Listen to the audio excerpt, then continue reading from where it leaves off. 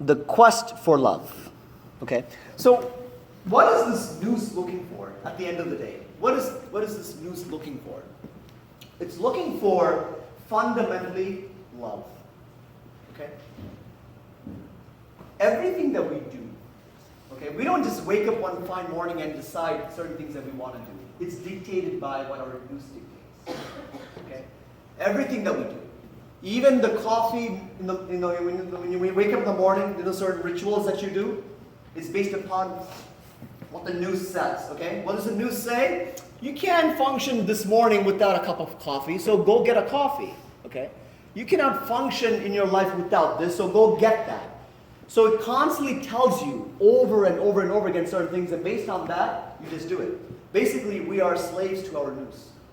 We are robots, basically. We just do things. The noose says, yell at that person, you yell at that person. The noose says, don't tolerate that, and then you don't tolerate that. So whatever the noose tells you to do, you do. But why is the noose doing this? Because the noose wants to experience love. Why? Because the very moment it left the heart, it stopped experiencing the love of God.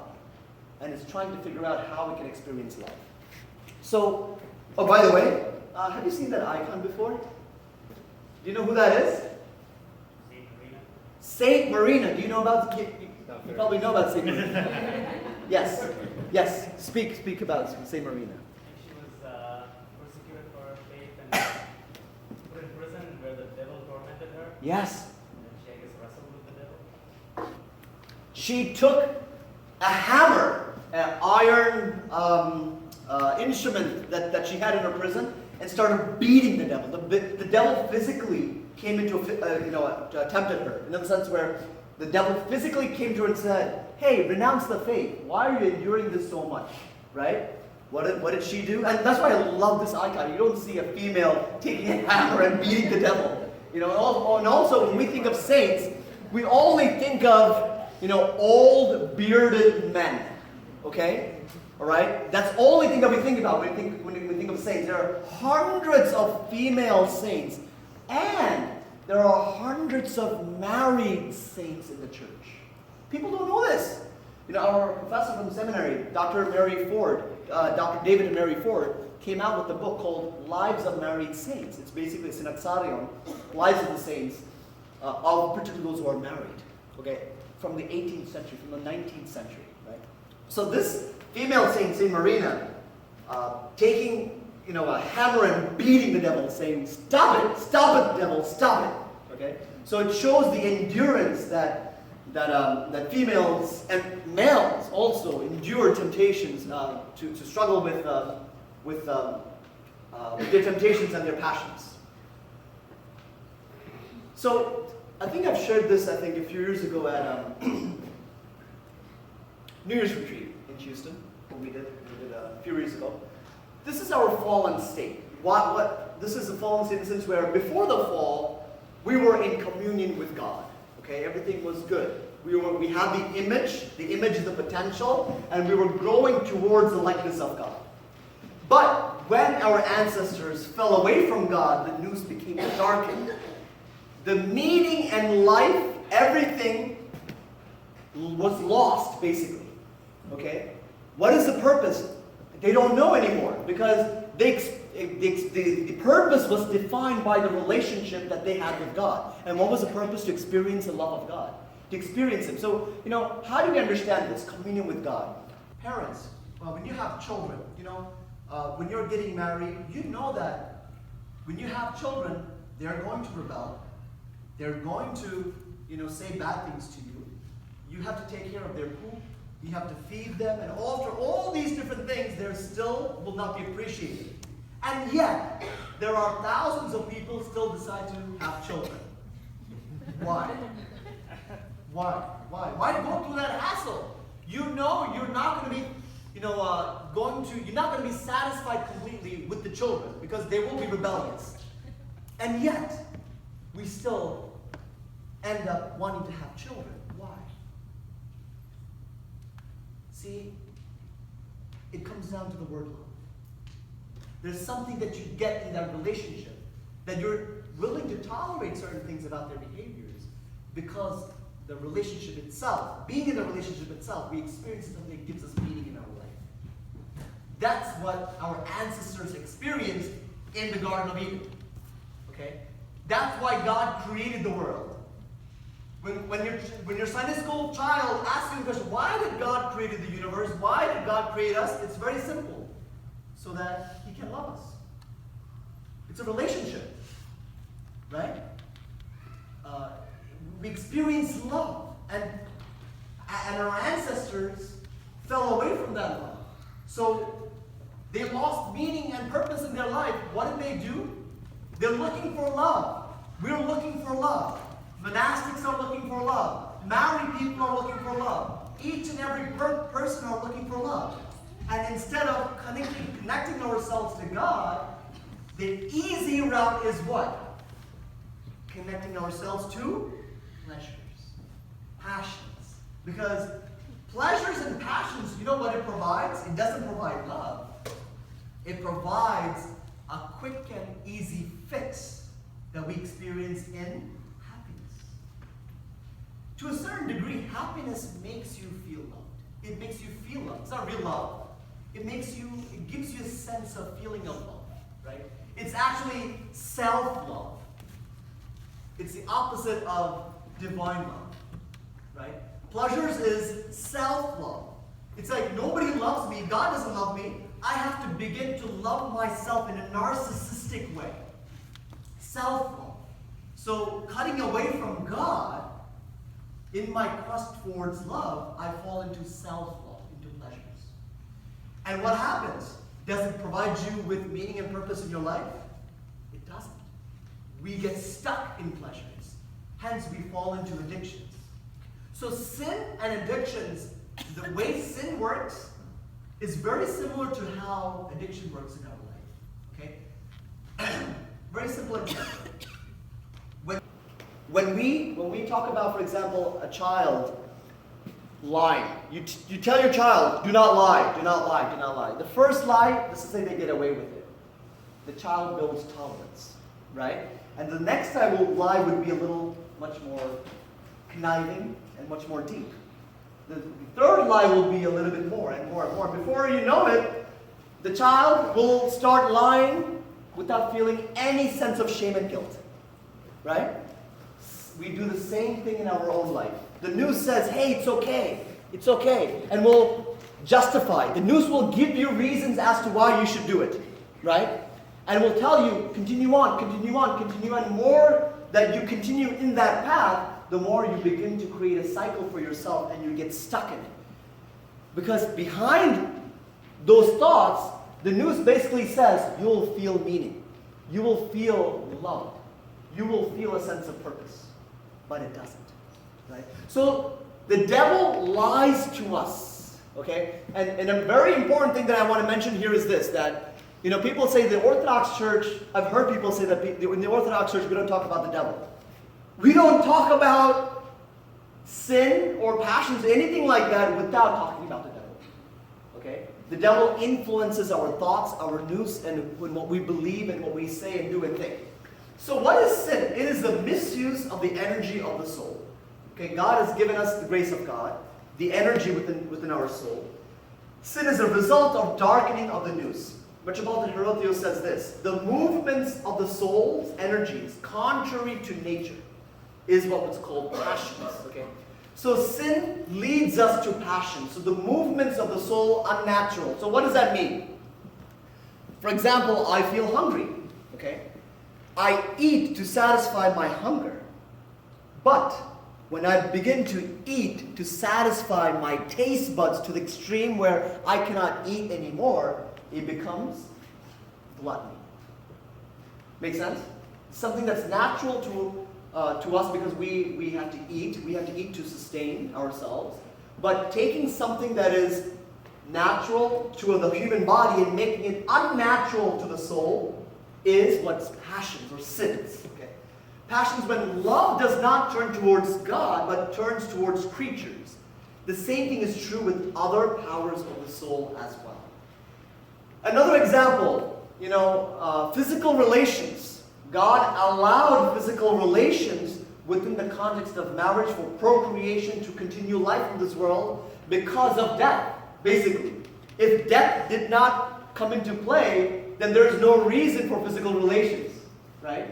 Because even in the Garden of Eden, keep in mind, Adam and Eve, did they have physical relations before the fall? They did not. They were living as companions, as brothers and sisters, okay? So that's why some fathers even say, did they even have reproductive organs before the fall? They did not. They didn't need it, right?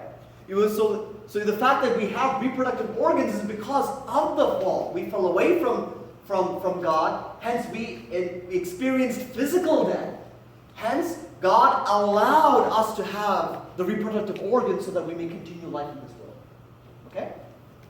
So, but keep in mind, the grace of baptism, all of us are baptized Orthodox Christians. Any are not baptized Orthodox Christians here? We all are baptized Orthodox Christians. Grace of baptism is never lost. Keep that in mind. It doesn't matter how many years it has been since your baptism, it is never lost. It remains in the depths of man's heart. However, when man commits sin, this grace is covered by the passions. Okay? In other words, remember hashtag make the climb? Yes? Why is it difficult? Because we are covered with passions. The grace of God, the tool that allows us to go up the ladder or to go up the prison, is difficult. Why? Because we are completely filled with our own passions, our own sins. And the more we get rid of the passions, the more we can tap into the tools, the grace of God within us, that will help us to make the climb. Okay? So, talking about sin, in Psalms it says, my heart pants, my strength fails me. As for the light of my eyes. What is that talking about, the light of my eyes? The noose, it was completely lit when I was with God. But now it's darkened because of sin. It has gone from me. This is from the Psalms. David, when he is falling into passions, when he's falling into sin, he's saying that, I experienced God and now I'm losing the light that I experienced within him. Right? This reality that we have about passions and about sin. So, going back to the noose, why is it so appealing to do things that are always bad than good? Okay? Keep in mind, one of the results of the fall is this, that we are more inclined to do things that are bad for us than things that are good for us. Isn't it true?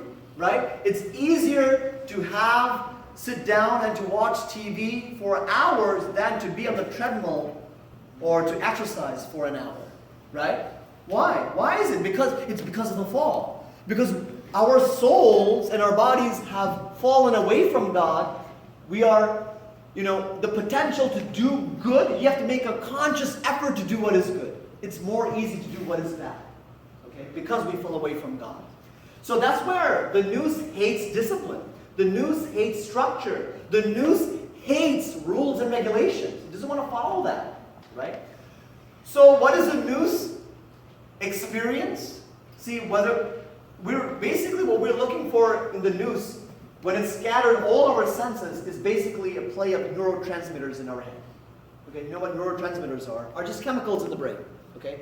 Every time we fall into a pleasure, and we create a ritual around that pleasure, it provides you with a sense of euphoria. It gives you a sense of happiness within your own self, which can be basically translated as release of chemicals in your brain. That's all it is. That's all it is. Whether you are eating into a donut, drinking, whether drugs, sex, alcohol, and all these different pleasures, it's falling into basically the release of chemicals. And we're running after chemicals. Release of chemicals are over and over and over and over again. So pleasures are basically a play of chemicals in the brain.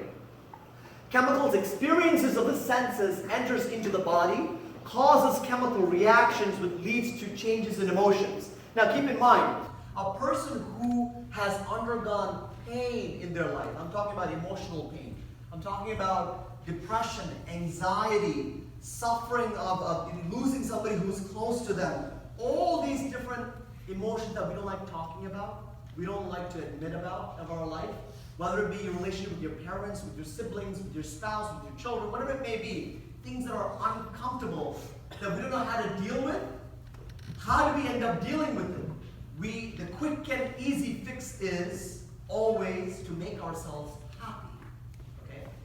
By just changing around chemicals in our brain. Because when we feel depressed, keep in mind, it's because certain chemicals are not being released in a balanced way, okay? So what do? We do certain things in our life to avoid that emotion. Hence, we play around with our head by doing certain things in our life. Okay?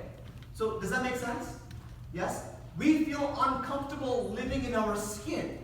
Okay? We feel uncomfortable with certain emotions and feelings that we experience day in and day out. Whether it be the fact that we don't like our job, or whether it be the fact that we're not satisfied with our education, with our grades, whatever it may be, to avoid those emotions, we play around with our brain chemicals, which will allow us to feel a sense of happiness, at the same time avoid that suffering. But keep in mind, once that release of chemicals are gone, what happens to those unhealthy emotions?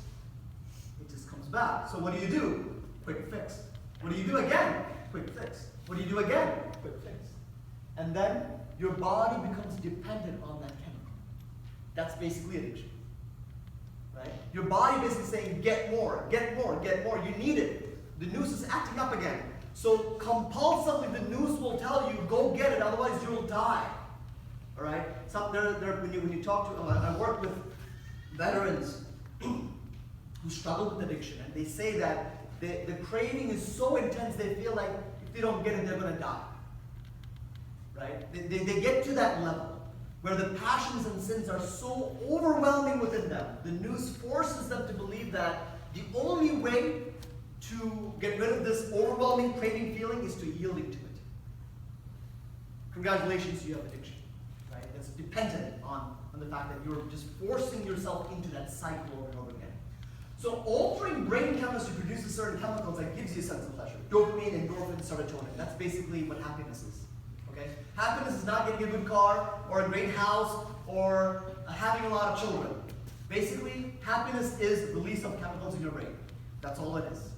Okay?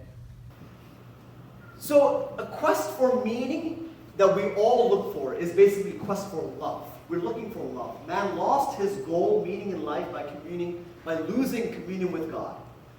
So, we've tried to find that love, meaning, by making our life busy with work, relationships, music, food, entertainment, sports, false religions. You know, we engage ourselves into these things that makes us happy. So,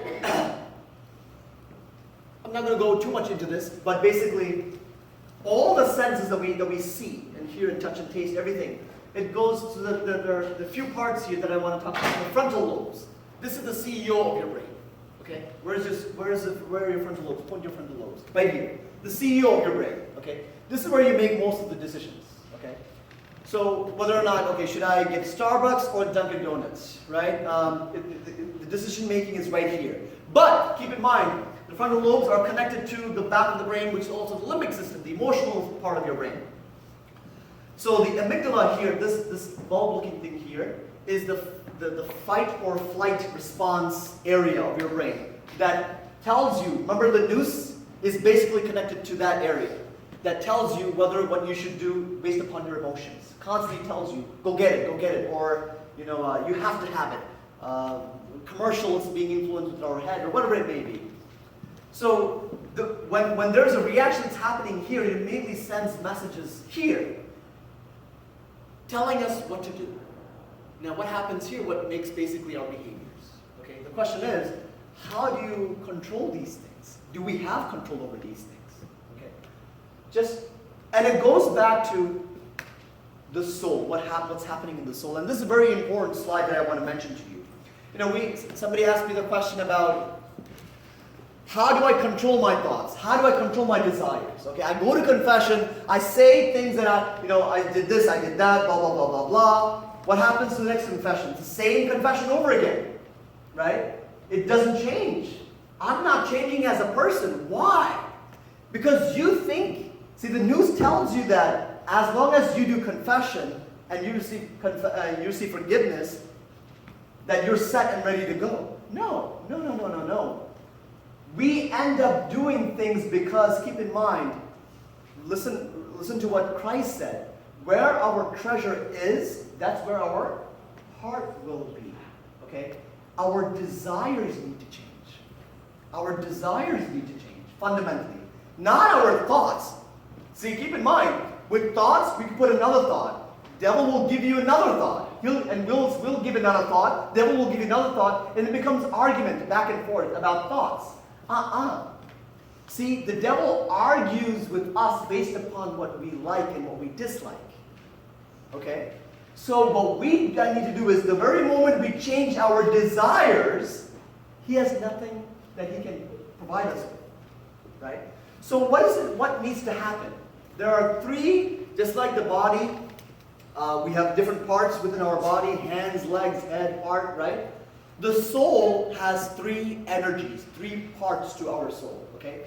The first part is the rational, the I, the appetitive, desiring. Third, insensitive, okay? The curing of the nous begins with the curing of the desires. When your desire changes, your thought changes. How do you change your desire? We did it this morning. Okay? This is a tool that allows you to change your desire. Okay? When you're doing the Shimo, do you have proper concentration? No, I'll admit it, I don't. Okay? Why? The news is saying, I don't want to hear this. I don't want to sing this. Okay? I don't want to talk about how humble St. Mary was. I don't want to talk about Christ dying on the cross. I don't want to talk about the resurrection. I don't want to hear about what St. Thomas endured, because that's too much for me. That's too much responsibility. It's too difficult. Okay? But the more we learn and hear the endurance of these saints, the more that we talk about the humility of St. Mary, the more we contemplate on the suffering of Christ on the cross and his resurrection and his love for us, our thoughts and our desires begin to change. Okay? So, my friends, rational prayer that we offer, we don't like it because our desires are still with things that are unhealthy. You want to change your desire? Worship is a great way to change your desire. The more you, just like this, you desire talking to a person, for example, your parents, your loved ones, because you desire them. You will establish a communication with them because you desire them. Yes? Right? I live at the Aramana. Aramana for me, from my house is about 40 miles, right? I would call my mom and my dad once in a while, yes, but more than that, they will say, when are you coming to see me?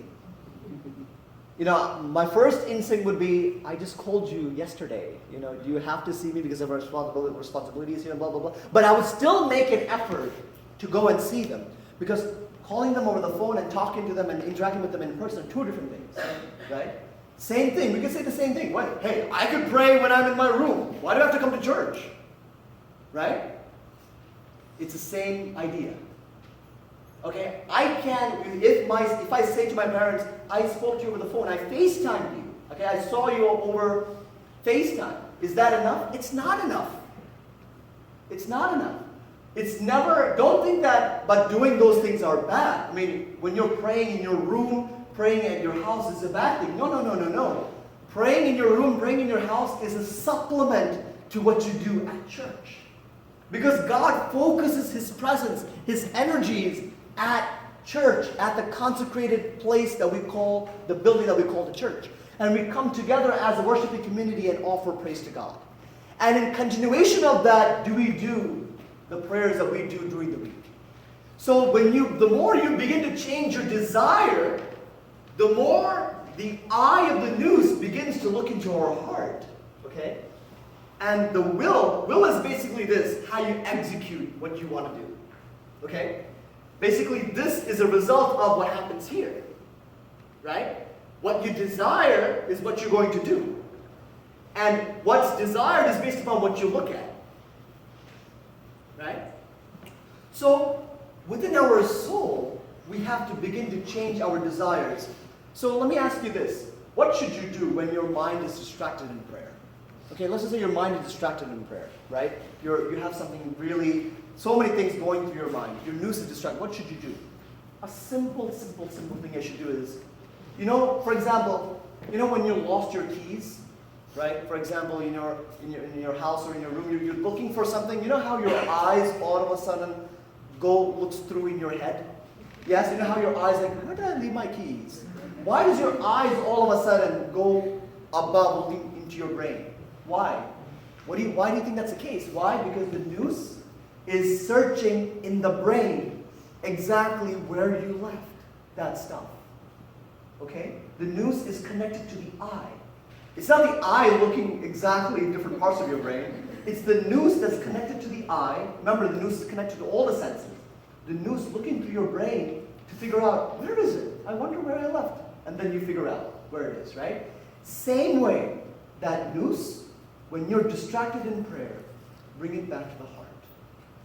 I'm talking about the organ that pumps blood. Okay? When you begin to concentrate back to your heart, that the pumping sensation that you feel in the heart, your distractions, I guarantee, will decrease. Okay? When you prostrate, what do you think you're doing? When you prostrate, you're forcing your head to your heart. When you're prostrate, when you're making the sign of the cross, when you bow, the deacon says, before these holy mysteries that are offered, let us bow our heads before the merciful Lord. What does that mean? To look on the ground? No, it means look into your heart. God is going to enter into you. Concentrate. See what's in there. Are there things that's not supposed to be there? Throw it out. Okay? Even in the secular world, before we pray, let us bow our heads. What does this bowing head mean? It means let us concentrate to the presence of God, to the heart. That's what it really means. So, going back to the slide, okay? Desires need to change. Desires are not in the head, it is in the heart. Okay? Let's cultivate our desires towards God through worship, through prayer, through sacraments. Then only will the eye begins to get cured and our will begins to change in terms of how we execute our life, basically. Is this making sense? Yes? You want to change your thoughts? You want to have control of your thoughts? Change your desires. When you begin to change your desires, the thoughts will reflect your desires. What's shown on the movie screen is basically what you desire. Okay? So you cannot blame the nous. It's things that you're attached to. When you begin to change your desire, the nous will begin to change, begin to get purified. So this is basically how the soul works. Thoughts fueled by fantasy. Remember daydreaming, right? Thoughts are fueled by fantasy. Fantasy, who comes into this picture? The devil. He adds fuel to these thoughts. The nous is distracted. It creates a false sense of reality, right? Teenagers do this all the time, right? They think about their future spouse and they go into this realm of, kuch hota hai phase, right? And they think about, oh my God, it's going to be like the Bollywood, Shah Rukh Khan type of thing, happening in my life and blah, blah, blah, blah, blah. Guys do, absolutely. They go through this fantasy world. They may not admit it, but they go through this fantasy world as well. So the nous is constantly distracted in making these fantasies. Based on that, what happens? The devil will say, create emotions, feelings, thoughts. The desiring aspect is tampered with. Okay? The ones the desiring aspect is tampered with, then your behaviors will reflect that. Okay? So where do you begin to attack this path? So people say, oh, let's change the behavior. It won't work. Okay? Because the more to a certain degree it will. Okay? Changing the behavior, saying, okay, you know what? Every day I have coffee. You know what? Instead of coffee, I'm going to have tea. I'm going to have tea. I'm going to have tea. Now you have created something new. Right? If you don't have tea, and then you replace it with water, you replace it with something else, blah, blah, blah, blah, blah, right? Because it's this replacement that you do with behaviors. But, same thing with the nous, you're arguing with thoughts over and over and over again. You'll go crazy trying to argue with the devil because he is the best type of argument person you'll ever meet. Okay? The church fathers said, don't even bother arguing with the devil. In fact, the fall happened because Eve actually had a conversation with that snake. If Eve did not even have a conversation with that snake, she would not desire that apple or that fruit or whatever that you want to call it. Okay? So don't have conversations with the devil. Okay? Don't even bother talking to him because he will tamper with our thoughts. Start here. The desiring aspect of the soul. The church fathers say that the devil tampers with our desires. The very moment our desires are directed a certain way, our thoughts and our behaviors will automatically follow towards that. Okay? So every emotion have thoughts behind it. Okay? Every time that you feel something, there's something that you're saying to yourself that's shown on the movie screen. New thoughts, false sense of reality, and emotions and sins, behaviors that we create constantly. So in our news, a typical example would be, for example, a person may be saying, a wife who's cooking dinner did not come out good. Okay? In the news, that's what the person is saying. What's the next thought the devil would say? I'm a terrible cook. The next thing that the devil would say will help you come to the conclusion to, I'm a horrible wife, and at the end, my family does not approve of me. You know how we think the worst case scenario? Yes? And we think worse about ourselves is because we do not have control over the news. We are influenced by the devil through the news. So this happens over and over again. And so this person will function in the family thinking that she is not good for the family. And all the behaviors will reflect on this. And this could be imposed on any of our relationships. Okay? Father-son relationship, between spiritual father, spiritual son relationship, all sorts of relationships. And he tampers it with it. Okay? So that's where you have to ask yourself, what's being shown on that movie screen? Our thoughts, Elder Thaddeus said this, our thoughts determine our life. So what should you do? Find yourself a spiritual guide who knows Orthodox spirituality. Okay? Now, with thoughts, this is one thing that I want to mention to you, and I'll end it with this.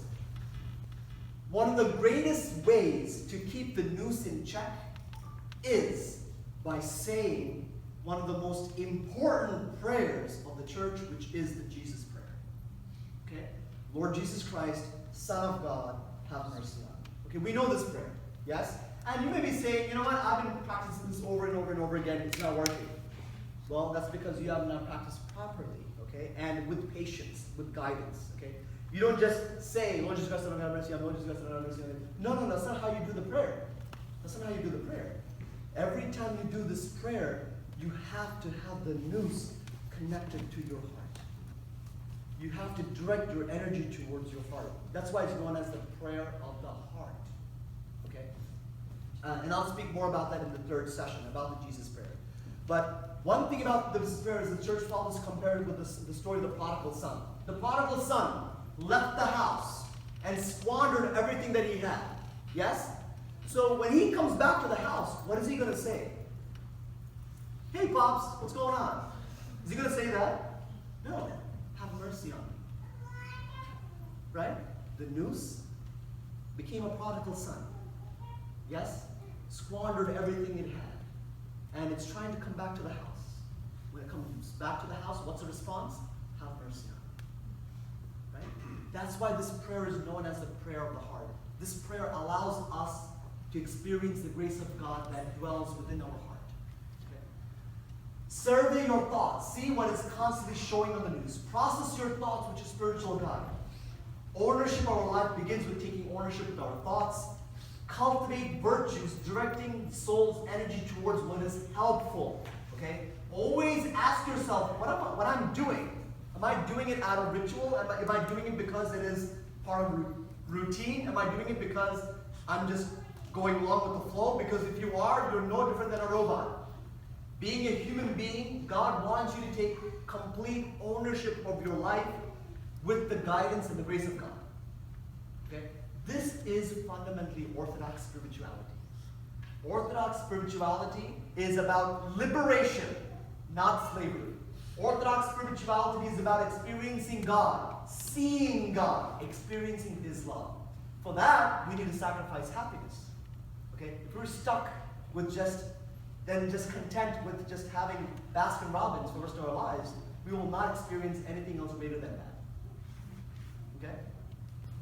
So, with that being said, I'm going to stop here, and we will continue on in our next session, particularly talking about hesychasm and the Jesus prayer, particularly dealing with changing our desires and our thoughts.